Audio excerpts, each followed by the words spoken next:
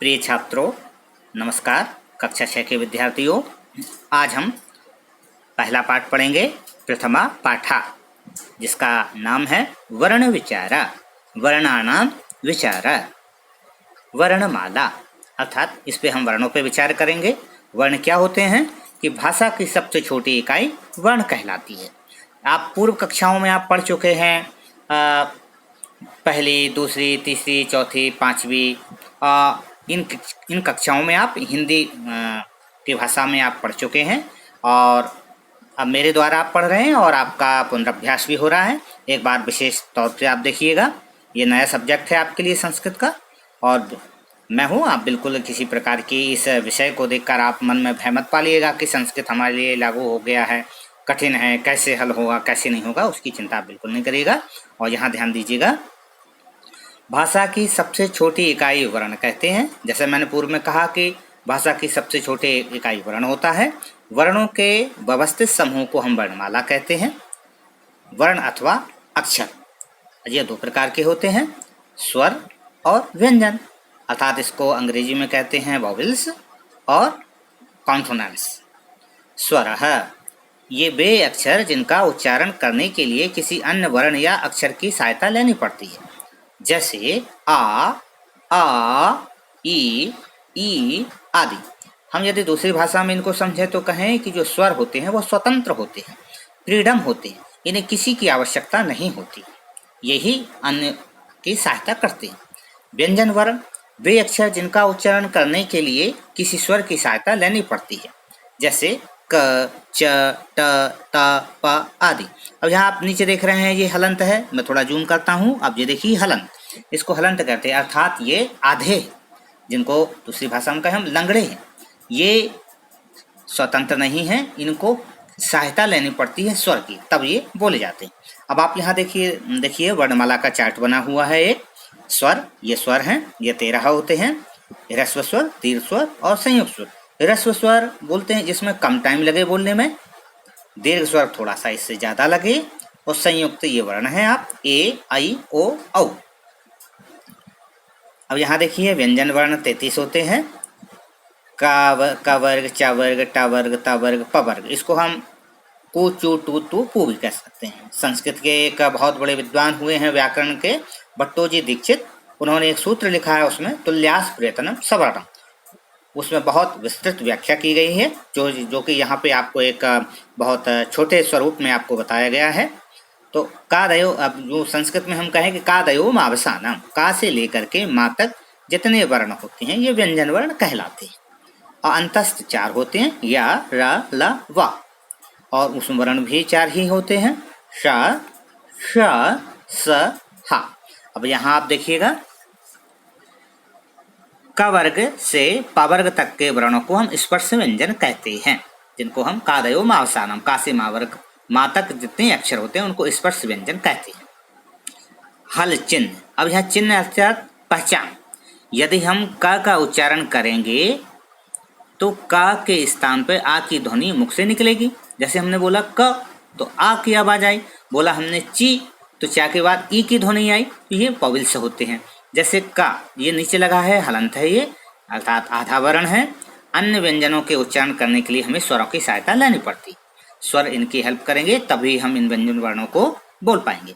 जैसे का हलंत है, का प्लस आ, अब आ ने इसका सपोर्ट किया तो पूर्ण वर्ण बन गया का।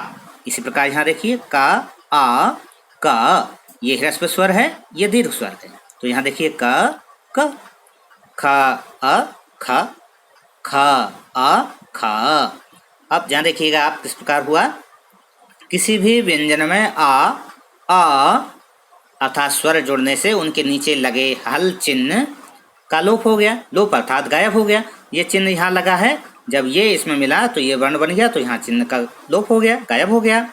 अब इस प्रकार देखिएगा, स्वर तथा व्यंजन के अतिरिक्त संस्कृत भाषा में 2 और ध्वनियाँ भी हैं। ध्वनियाँ अर्थात आवाज, जिन्हें कहते हैं अयोगवाह, कहते हैं अनुस्वार नासिका से निकलने वाली, जो नाक से निकलती है, जिसको कहा संस्कृत में यम गणनानाम च नासिका, जो नाक से उच्चारण किए जाते हैं उन वर्णों को अयोगवाह कहते हैं। विसर्ग का उच्चारण हा की भांति होता है। जो विसर्ग जिसको एक आप हिंदी में कहते हैं अनुपात का चिन्ह, आगे आएगा बताएंगे। ये देखिएगा, ये विसर्ग, इसको विसर्ग का चिन्ह कहते हैं और इसको अनुस्वार का कहते हैं।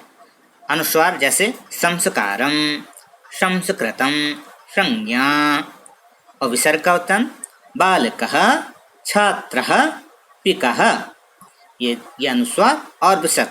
ये देखिए यहाँ पे उन्होंने उदाहरण पेश किया है।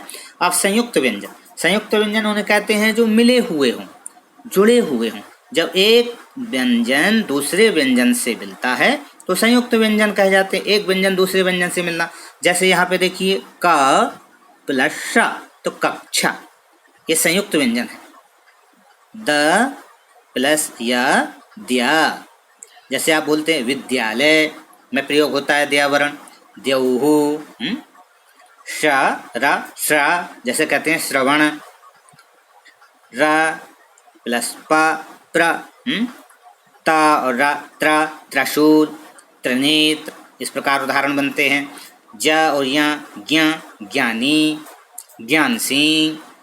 प और र प्रा, उदाहरण यहाँ देखिए क्षमा, क्षत्रिय, आश्रम, ज्ञानी, विद्या, सर्पः इत्यादि। यहाँ पे देखिए इनकी डेफिनेशन। जब एक स्वर रहित, स्वर रहित मतलब जब कोई स्वर ना हो, स्वर ने सपोर्ट न की हो, व्यंजन दूसरे व्यंजन से जुड़कर एक अक्षर बन जाता है तो उसे हम संयुक्त अक्षर कहते हैं। जैसे ता, ये ता व्यंजन है, आला आधा है, और जहाँ भी व्यंजन है तो बन गया ये तत्, आधा आधा हो गया क्योंकि यहाँ स्वर नहीं है। माँ और माँ, माँ देखिए स्वर तथा व्यंजन के मेल से शब्द कैसे बनते हैं। व अ, वा, ल अ ल, क अह, ये देखिए कहा विसर्ग है यहाँ पे देखिए, तो बना बालकः, पाठकः, शुकः, देवता। वर्ण संयोग देखिएगा, वर्णों का संयोग कैसे होता है। वर्ण संयोजन का अर्थ मिलाना, जोड़ना। जब हम वर्णों को मिलाते हैं तो वर्ण संयोजन कहलाते हैं। जैसे विभिन्न वर्णों के क्रम को जोड़कर जब शब्द बनाने की प्रक्रिया का वर्ण संयोजन कहते हैं। ला, ए, ख, अ, न, ई, ये सब अलग अलग किया तो बना लेखनी। जैसे ला, ला में क्या मिला है, देखिए ला व्यंजन वर्ण है, ला के ऊपर अनुस्वार, हम वो ला के ऊपर हमारा स्वर है तो हो गया ला ए ले, खा अ ख, ना ई लेखनी। इस प्रकार वर्ण व्यंजन, इनको वर्ण विन्यास कहते हैं, पदविच्छेद भी कहते हैं, पदच्छेद भी कहते हैं। ये इस प्रकार प्यारे बच्चों, ये 6वीं क्लास का पहला पाठ आज संपन्न हुआ और इसका पीछे का जो अभ्यास है वह मैं दूसरी पाठ में आपको बताऊंगा। आप तब तक के लिए आपको बहुत बहुत धन्यवाद।